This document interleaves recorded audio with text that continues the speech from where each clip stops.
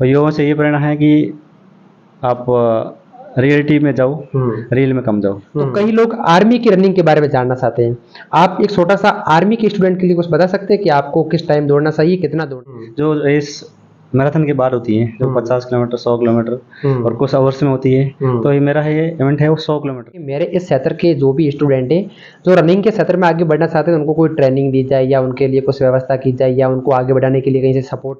बाड़मेर के स्टेडियम की कंडीशन बहुत ही खराब है, क्योंकि यहाँ डिसिप्लिन नाम की कोई चीज़ नहीं है। अगर ट्रैक में कोई बंदा दौड़ रहा है फर्स्ट लाइन में, तो बाइक लेके बाइकर्स घूमते रहते हैं, कभी कोई कार वाला आ जाता है। नमस्कार, एक्टिव न्यूज में आपका स्वागत है। आज हमारे साथ में अभी गोरखा राम जी है जो सेवनियाला बायतू से बिलोंग करते हैं और इनका अभी वर्ल्ड चैंपियनशिप में सिलेक्शन हुआ है, जो पूरे देश से 9 लोगों का सिलेक्शन हुआ है। इनमें ये गोरखा राम जी भी साथ में शामिल है।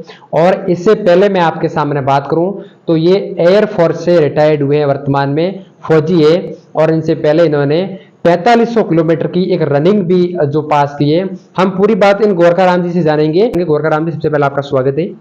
Thank you active news. मैं बेसिकली फ्रॉम सेवनियाला बायतू से हूँ और I have served in 20 years air force. जनवरी 31 को मैं रिटायर हुआ और लास्ट 10 साल से मैं स्पोर्ट्स में एक्टिव स्पोर्ट्स में था, रनिंग में। और मेरी बेसिक्स एजुकेशन वो गांव में ही हुई थी, बायतू और सेवनियाला में। और after 12th I have joined Indian air force in 2004। Gorkha Ram ji, अभी कल एक वर्ल्ड चैंपियनशिप के लिए 9 लोगों की लिस्ट आई है और पूरे देश से 9 लोगों को सिलेक्शन किया गया है। आपका सिलेक्शन किस आधार पे हुआ है और क्या इसकी प्रक्रिया रही है पूरी? ये एथलेटिक्स फेडरेशन ऑफ इंडिया, जो भारतीय खेल प्राधिकरण है, वो हर साल ये चैंपियनशिप होती है, मतलब अल्टरनेट ईयर। एक साल एशियन ओशियन होती है, एक साल वर्ल्ड चैंपियनशिप होती है। तो इसका एक शेड्यूल ट्रायल होता है with in qualify time 7 hours 30 minute में। और फिर उसके बाद मेरिट बेस बनती है। उस मेरिट में जो क्वालिफाई होते हैं टॉपर, उनको भारत की टीम में जाने का मौका दिया जाता है। और उसी में मेरा ये 19 अगस्त को लिस्ट आई थी और मेरा सिलेक्शन हुआ था। इस खेल में कितने किलोमीटर की रनिंग होती है और किस आधार पे पूरी प्रक्रिया होती है? एक्चुअली अल्ट्रा वर्ड है, वो अपने आप में एक डिफाइन करता है।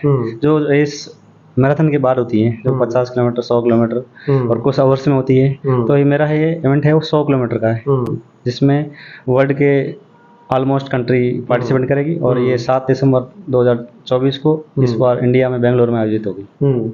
हम आपसे जानना चाहेंगे, जिस प्रकार आपने पहले एक 4500 किलोमीटर की रनिंग भी की है, वो रनिंग किस आधार पे थी? आपके कोई डिफेंस से संबंधित थी या आपने किस आधार पे उसको सेलेक्ट करके आपने 4500 किलोमीटर की, हमने सुना है कि 15,000 फीट ऊंची भी चोटियों के अंतर्गत आपने पार किए, तो ये सब किस आधार पे हुआ है? एक्चुअली जो 99 कारगिल वार हुआ था, तो उसको 20 ईयर्स हो गए थे। तो हमारी वायुसेना ने एक शहीदों को श्रद्धांजलि देने के लिए तिरंगा रन का आयोजन किया था। और उसमें एक प्री ट्रायल हुआ था, तो उस ट्रायल में मेरा सिलेक्शन हो गया था। और वो सितंबर 2019 से शुरू हुई थी, कारगिल वार मेमोरियल जो द्रास में पड़ता है, वहाँ से शुरू हुई और नागालैंड कोहिमा में वो समाप्त हुई थी। और मतलब ऑलमोस्ट हमने 6-7-10,000 फीट के एवरेज हाइट के पास क्रॉस किए थे। और सबसे हाइट ऊपर की थी वो 17,000 फीट के अराउंड थी, जिसमें ऑक्सीजन लेवल बहुत ही कम था। 40% ऑक्सीजन, जो नॉर्मल एरिया में से वहाँ पर 40% ऑक्सीजन लेवल था। और वहाँ पे तिरंगा के साथ हम टोटल वायुसेना के 20 धावक थे जिन्होंने पार्टिसिपेट किया। और पर डे 100 किलोमीटर, और ये 4500 किलोमीटर इन 45 डेज में कंप्लीट किया था। अभी आपका वर्ल्ड चैंपियनशिप मैच कहाँ होने जा रहा है और कब होने जा रहा है? ये 7 दिसंबर 24 को बेंगलोर में इस बार होगा। बिल्कुल गोरखा राम जी, एक आपसे बात जानेंगे। बाड़मेर में अपने देखा जाए तो आज खेल के क्षेत्र में लगातार लोग आगे बढ़ रहे हैं, लेकिन ग्रामीण क्षेत्र में कुछ ऐसी प्रतिभाएं हैं उनको आगे आने का मौका नहीं मिल रहा है।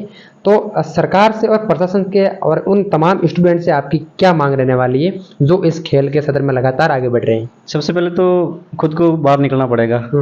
अगर आप बाहर नहीं निकलोगे, आपकी अंदर की क्वालिटी क्या है, जब क्वालिटी आपकी होगी, जब कोच कोई पहचानेगा, तभी तो आपको पता चलेगा कि मेरे में अंदर क्या है। मैं पहले खो खो खेलता, खो खो से मैं फुटबॉल में गया और फुटबॉल से फिर मैं रनिंग में आया। तो 3 गेम चेंज किए और लास्ट में मेरा इस गेम में एक महारथी हासिल हुई। तो मतलब किसी को कोई पता नहीं हो कि किस में कौन सा क्या टैलेंट है, तो वो तो आपका कोच ही। और आप जब कोशिश करोगे और जब कोशिश करोगे तो कोई न कोई आपको आपके टैलेंट को पहचानेगा। और युवाओं से ये प्रेरणा है कि आप रियलिटी में जाओ, रील में कम जाओ। क्योंकि रील है वो सम टाइम के लिए होती है, उसकी लाइफ कम होती है। और रियलिटी 100% आपको सक्सेस देगी। जैसे मनु भाकर, नीरज चोपड़ा, बहुत बड़े नाम है जो ओलंपिक मेडल आए, और अवनी लखेरा जो अभी पैरा ओलंपिक में भी कल गोल्ड मेडल जीती थी। तो आपके आइडियल वही होने चाहिए जो आपको कुछ सीख दे सके। अपन बात करें पैरा ओलंपिक के बारे में, तो अवनी लेकरा और मोना अग्रवाल के द्वारा कल 2 मेडल जीते गए थे। एक ने गोल्ड मेडल जीता, एक ने ब्रॉन्ज मेडल जीता।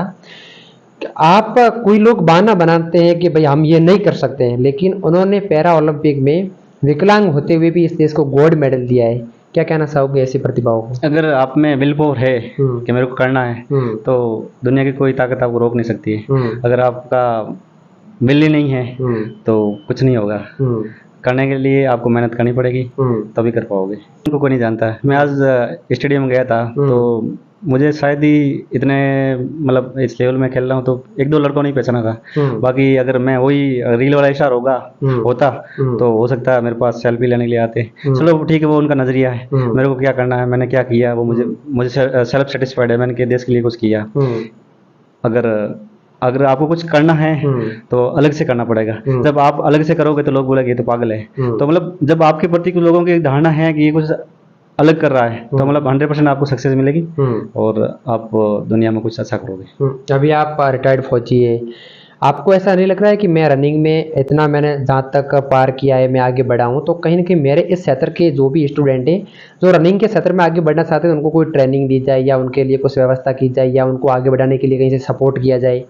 एक्चुअली मैं वैसे मेरे गांव में है तो मैं वहाँ रनिंग के लोग कमाते हैं, लेकिन फुटबॉल में 2-3 टीम तैयार की है। इस बार गर्ल्स की हमारी टीम पहली बार पार्टिसिपेट करी फुटबॉल में, और एक जूनियर की भी खेल पहली बार। पहले कि हमारे गांव में एक ही टीम जाती थी फुटबॉल की। इस बार हमने मेहनत किया और 3 टीम स्कूल की तैयार की। और बाकी रनिंग के क्षेत्र में कोई भी बंदा अगर जाना चाहता है और गाइडलाइन चाहता है तो मैं हमेशा तैयार हूँ। बाकी बाड़मेर के स्टेडियम की कंडीशन बहुत ही ख़राब है, क्योंकि यहाँ डिसिप्लिन नाम की कोई चीज़ नहीं है। अगर ट्रैक में कोई बंदा दौड़ रहा है फर्स्ट लाइन में, तो बाइक लेके बाइकर्स घूमते रहते हैं, कभी कोई कार वाला आ जाता है। तो ये ट्रैक है वो खिलाड़ियों की भूमि है, तो इसमें कोई बाइक या कार वालों को नहीं आना चाहिए। मतलब ये मेरा रिक्वेस्ट है, मैं कोई ऑर्डर नहीं कर सकता हूँ क्योंकि मैं तो एक साधारण खिलाड़ी हूँ गाँव का। तो मतलब ये अगर थोड़ा बहुत डिसिप्लिन मेंटेन हो जाए तो ग्राउंड में कोई बच्चे आएंगे, क्योंकि उनको भी डर लगता है ना कि सेफ्टी नहीं है, कोई आगे कार वाला हिट कर देगा दौड़ रहा है तो, है ना, वो तो अपनी जोर लगा के दौड़ता है। तो ये थोड़ा प्रशासन को ये ध्यान देना चाहिए। तो कई लोग आर्मी की रनिंग के बारे में जानना चाहते हैं, आप एक छोटा सा आर्मी के स्टूडेंट के लिए कुछ बता सकते हैं कि आपको किस टाइम दौड़ना चाहिए, कितना दौड़ना चाहिए? देखो रनिंग का क्या है, अलग अलग प्रोग्राम होता है हर मंडे टू सैटरडे। तो वो प्रोग्राम तो आप ऑन द ट्रैक ही बता सकते हैं, तो इतना लंबा लेंथी में नहीं बता सकता हूँ। बाकी कम से कम हर एक व्यक्ति को अपने स्वास्थ्य के लिए 1 घंटा जरूर निकालना चाहिए, क्योंकि हेल्थ है तो सब कुछ है। अगर आपके पास हेल्थ नहीं है तो मोह माया जो माया है वो कोई किसी काम की नहीं है। क्योंकि जब आप किसी बीमार हो जाते हो और आपके पास पैसा है, लेकिन अगर आपके पास स्वास्थ्य नहीं है तो वो पैसा किसी काम का नहीं है। तो मेरा ये है सभी लोगों को कि आप अपने हेल्थ का ध्यान रखें और कम से कम 1 घंटा जरूर, 24 घंटे में 1 घंटा जरूर अपने हेल्थ के लिए निकालें। दिन भर हम कमाते हैं, बातें करते हैं, इधर जाते हैं उधर जाते हैं, लेकिन 1 घंटा जरूर अपने हेल्थ के लिए निकालना चाहिए। आपका कोई अंतिम सवाल बाड़मेर के तमाम खिलाड़ियों से, तमाम प्रशासन से, तमाम नेताओं से कोई खेल की व्यवस्था के बारे में हो? प्रशासन से तो क्या है कि अगर ग्राउंड अच्छे उपलब्ध कराए जाएं और उसमें अगर अच्छे कोचेज नियुक्त किए जाएं और अनुशासन मेंटेन किया जाए तो बाड़मेर का नाम वर्ल्ड में 100% और बड़ौदा का नाम 100% होगा। खिलाड़ियों से क्या निवेदन रहेगा आपका? खिलाड़ियों से ये है कि वो मोटिवेट रहें, मेहनत करें और सफलता एक दिन में नहीं, एक दिन जरूर मिलती है। बिल्कुल, ये गोरखा राम जी है जो बायतू के रहने वाले हैं और वर्ल्ड चैंपियनशिप में इनका सिलेक्शन हुआ है और इन्होंने पहले 4500 किलोमीटर की रनिंग भी पार की है। इनका बहुत बहुत हम स्वागत करते हैं और हम सब लोग कामना करते हैं कि इस वर्ल्ड चैंपियनशिप में ये विजेता हो और अपने इस देश का नाम रोशन करें। धन्यवाद।